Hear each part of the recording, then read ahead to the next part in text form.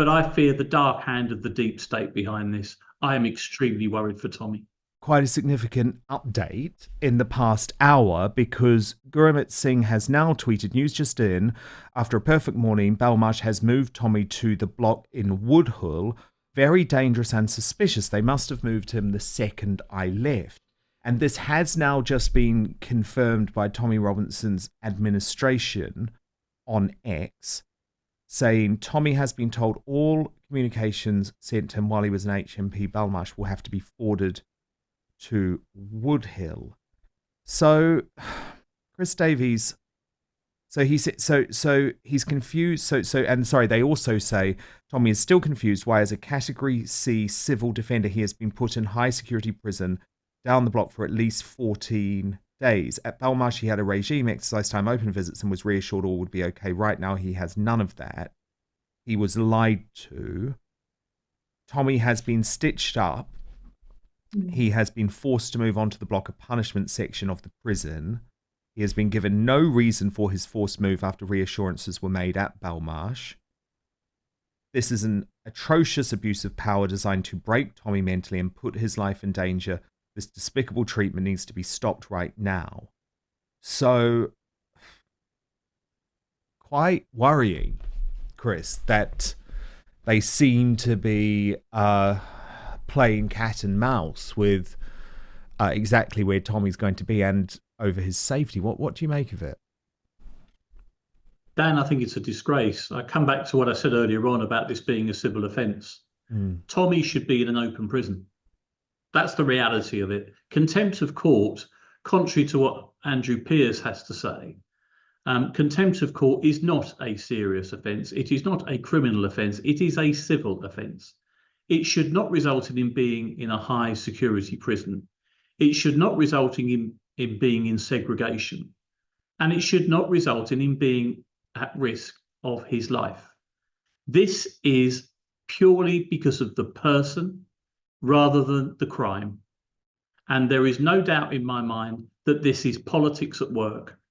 There is a conspiracy here that we will never know, absolutely never know. If you think we can't find out about when the Home Secretary and the Prime Minister knew about the ricin and everything that Axel Rudakabana had, there is no way we will ever be able to prove this.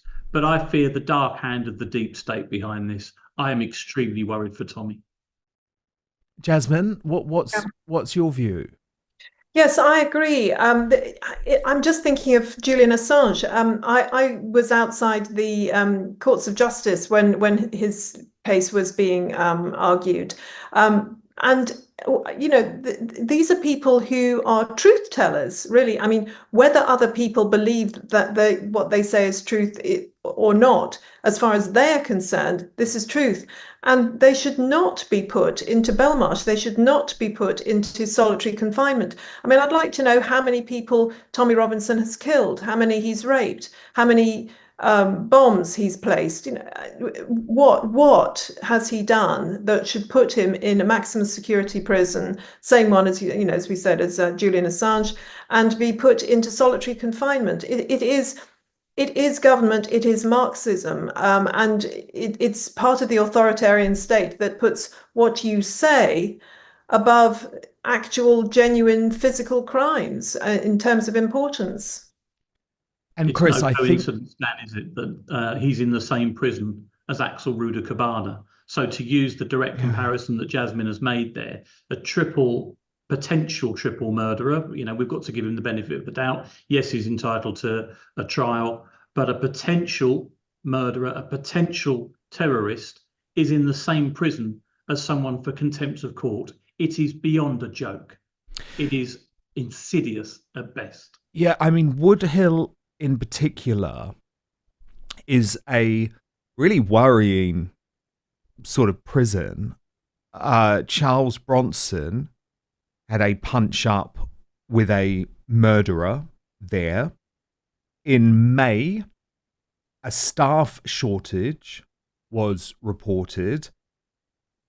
And a couple of years ago, there was an inmate who was found dead, Anil Gill, because the staff made insufficient checks on him. There's also a recent suicide where a jury found that failure by Woodhill to learn from previous suicides caused the death by neglect of Daniel Dunkley. So, given the fact that there are all of these concerns over Tommy Robinson's safety, the fact that he's ended up in Woodhill is quite something. Absolutely. I mean, it's hard to come up with any other conclusion that this is deliberate. It's in order to put off anybody who follows Tommy, or anybody who would like to say the same sort of things, or anybody who would like to say any truth, frankly, so that, as you mentioned, we turn rather like the Germans, where they're self-censoring as well as being censored by the state. And Tommy, because he's a big character, he's a big name, everybody's watching him and thinking, oh, golly, well, you know, if that's what happens if you just open your mouth a bit, I better keep mine closed. That does seem to be the point here, is to shut the rest of us up. No, indeed. Really, really disturbing times. But first, us men want our grooming routine to be a one and done deal. So the days of using the same trimmer for all parts of your body are over, thanks to our friends at Manscaped. I've come up with the ultimate package to keep your hairs trimmed from 12 till 6. Introducing the Beard and Balls bundle featuring the Lawnmower 5.0 and the Beard Hedger. Now, I'm not talking about a traditional lawnmower, but this product provides precision trimming for all areas, even the sensitive ones, to get them as manicured as freshly cut grass. This trimmer gets it right the first time, being gentle on the skin and all your delicate places with 2 interchangeable skin-safe blade heads. You can choose between a precise trim or a smooth finish. And did I mention it's waterproof, so you can trim in the shower and avoid making a mess everywhere. Perfect for those of us who appreciate efficiency. Next, let's talk about the Beard Hedger. Whether you're going for a neat stubble or a full-on lumberjack look, this trimmer has you covered, featuring a titanium-coated stainless steel T-blade and 20 length options. You can achieve any style you want with just a twist of the zoom wheel. And just like the lawnmower, the Beard Hedger is also waterproof, so you can handle your beard grooming right in the sink or shower without worrying about water damage. With up to 60 minutes of runtime and an LED charge indicator, you'll never be caught mid-trim with a dead battery. It's genuinely such a gentle product. I use it. No more cuts. It's reduced the risk of ingrown hairs and grooming accidents. Now, you'll keep your loved one happy with this too, because it's a perfect gift for the man in your life. Today, 20% off and free shipping. All you have to do is use the code Outspoken. The website address is www.manscaped.com. You'll receive 20% off your entire order and free shipping. All you need to do is enter the word Outspoken at checkout. www.manscaped.com.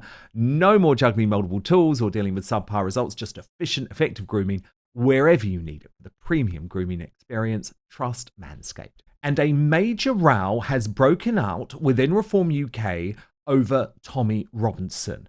It in part spawns from an interaction on this show featuring Howard Cox, a senior figure in the party, criticising the deputy leader, Richard Tice, for saying this to Camilla Tominey on GB News.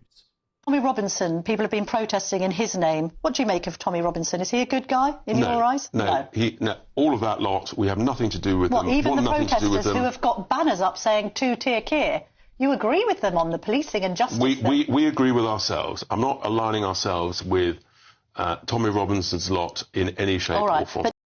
Now, the mainstream media has picked up on this row after Howard Cox, who was the Reform UK candidate for the London mayoralty and also stood in Dover for them at the most recent general election, really well-regarded guy because, of course, he runs the Fair Fuel campaign as well, and he revealed that Nigel Farage was not happy with Richard's comments. What? Fortunately, Richard Tice did actually, he was questioned by Camilla Tominey.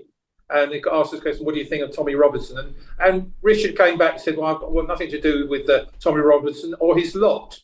Well, that lot. With respect, it's a bit sad because Richard, I'm a good friend of Richard and we're close. But that was wrong. It was in forward. And Nigel even texted. Yeah, absolutely right. And, I'm one of that lot. Sorry, what did you say I Nigel said, Howard? You just cut out briefly. Yeah. Nigel actually did contact me privately, and he just simply said that Richard went over the top. I think it'll all die down. And deep down, I think Richard's got to come out, and that's my feeling. I love him to death, but I think he's got to come out and clarify what he really meant, because he was actually saying he was against thuggery and violence. That's what he should have said. But most of the people there, 99% of the people, and all of these things are just concerned about getting our country back. Yes, and a great people. So many people at that march watch this show every day. And I think language is so important, Howard, isn't it? So really interesting row breaking out within Reform UK. Fascinating, wasn't it, Chris Davies, that Howard Cox said, I'm part of that lot. That's me. And the problem is you've got a lot of Reform UK supporters who were on these marches. Remember, these marches were peaceful, very different to a whole load of the hard left marches we've seen in London in recent months. And look, I really like Richard Tice too. I think Howard is probably right, though, that he needs to clarify his comments, because when he came on Outspoken recently, this is Richard Tice during the Reform UK conference, he did make it clear, Chris, that simply attending one of these marches would not see you banned from Reform UK. Well, it's interesting. I've been following Rupert Lowe on X, and he certainly, when Tommy Robinson was detained, wanted the prison service and the governor of the prison that he was in, I believe he may now have moved, and you will know better than me, but at Belmarsh, to make sure that Tommy was properly looked after and was not subjected to undue risk and danger. Now, I thought that was quite interesting, because given Tice's comments and Farage's past comments in relation to Tommy, I thought that was quite a politically brave thing for Rupert to do. I mean, Rupert has the advantage that I think he's one of those people that he's always going to say what he feels, regardless of whatever the whip is in front of him, in this case, the reform whip. He's not somebody that's going to shut up quietly. But I'm not surprised that this has caused such unrest within Reform, because it has not played well. I believe a number of members have resigned their position within Reform as members. I think it's pushed quite a few noses out of joint on a regional level as well. And therefore, from the point of view of me personally as a member of UKIP, I'm delighted, because UKIP have benefited from this. They've had a number of people join as a direct result of Tice's comments. But in terms of the direction of travel for Reform, they need to be so careful not to just become part of the political establishment that they claim to be trying to smash. Where do you stand on this one, Jasmine? Well, yes, it's an interesting one, because as you know, I run a Substack called News Uncut. Yes, I appeared recently. It's brilliant. Everyone should be following it. I recommend it on my Substack. Oh, marvellous. And I actually interviewed Andrew Bridgen a week or so ago, and he mentioned that he was going to be speaking at the Tommy Robinson rally. And I said, oh, Tommy Robinson's quite a controversial figure. And he then explained that he's done a lot of good, and that I should, as he mentioned on GB News, that I should watch the documentary. And I said I would. I haven't yet, but I will. I genuinely will. And I think when I saw Richard Tice's comment, I immediately went, oh no, because firstly, you can't just dismiss somebody like that. I mean, because you do need to see what he's done and what he's saying. And we've seen over the last 4 years, particularly, lots of very good people just dismissed completely. I mean, I've been dismissed, just branded a this and a that. And life is not like that, but everybody has goods and bads. So it's silly to just dismiss him, and to say that lot are all, lump them all together in some sort of dodgy garbage kind of umbrella, like Joe Biden's done with Trump supporters, millions and millions and millions of people. That is really not clever, really not. So clearly I think this was fear. It was fear on his part that Reform would be tainted, if you like, if they said, oh yes, we like Tommy Robinson, we think he's a great guy. But you have to be balanced in what you're saying. You could say, He's quite a controversial figure. He has some good things to say, but he's on a different path to reform, something like that, which frankly would be more truthful, actually. And I think reform people would accept that as being honest. They might not like it, but they might think, well, at least that's honest. But to just dismiss everybody as that lot, useless lot, don't like them, that's just dumb, frankly. Yeah, there has to be a change. I think there has to be a change. The Overton window is shifting. And the thing is, there is a change coming in British politics. I mean, breaking right now, this is extraordinary. According to the I newspaper and BMG research, the Conservatives are now actually leading Labour in the polls, despite not having a leader, 29% compared to 28%. But there's Reform at 17%. And look at what happened last night in a Wolverhampton council by-election. Look at that swing. Reform up 34.8, Labour down 38%. And Reform actually won. They took the council. So there is a massive change coming, but it is important that the right stays united. Now, speaking of Tommy Robinson, lots of concerns about the fact that he is in Belmarsh prison and about his safety. Ezra Levent from Rebel News, who is funding Tommy's legal fees, incredibly concerned and launched a campaign to try and target the woke governor of Belmarsh, effectively saying to her, if anything happens to Tommy, there will be blood on your hands. What? Tommy has been in Belmarsh prison before, but the previous prison governor put Tommy in a special unit called the contingency suites, where no other prisoners had access to him. It was the same prison within a prison where Julian Assange was held. Now, it's psychologically damaging to be in solitary confinement like that for so long, but at least Tommy was allowed visitors, and he knew he wouldn't be attacked. But this new prison warden, she's a diversity hire named Jenny Lewis. She gave Tommy two choices when he arrived: be thrown into the general population of the prison, where he would be killed by jihadist gangs, or to be locked up in a tiny cell down the block, as they say, for 23.5 hours a day. But being put down the block is a punishment, usually reserved for violent prisoners who engage in misconduct while in prison. It's not a permanent holding cell meant for long-term use. According to a recent government inspection of Belmarsh, the average length of time a prisoner is being punished down the block is 18 days. Tommy was sentenced to 18 months. No one could survive that, but that's what this woke prison governor was threatening to do.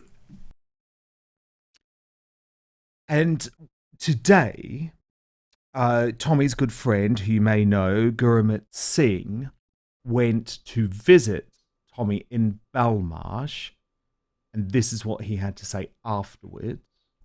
No, the governor's been back down and said that you'll be staying on the segregation, whatever it's called, the contingency suites. You won't be going on to the main block. There's some other sick individuals just across the road from him. You've got the Southport killer, he's up in healthcare. You've got the bloke that murdered the soldier recently, he's up in healthcare. Obviously all Islamic jihadists, but was hidden from the public. But yeah, so that's how it is. And right now, I've got another 4-hour drive home, so I'm going to make a move. And when I do go visit him every week, I will keep you all updated. And yeah, but thank you for the support. Obviously, there's no reason to email the governor anymore. She's been inundated with emails. So none of that. He's safe, he's secure, he's in the best circumstance he can be. And watch out for his Twitter. Thank you so much for watching Dan Wootton Outspoken. Please click on my face just to the bottom left to subscribe to this brand new independent news source and turn on the notification bell so you'll be alerted to our brand new live shows, uncancelled interviews and special royal episodes.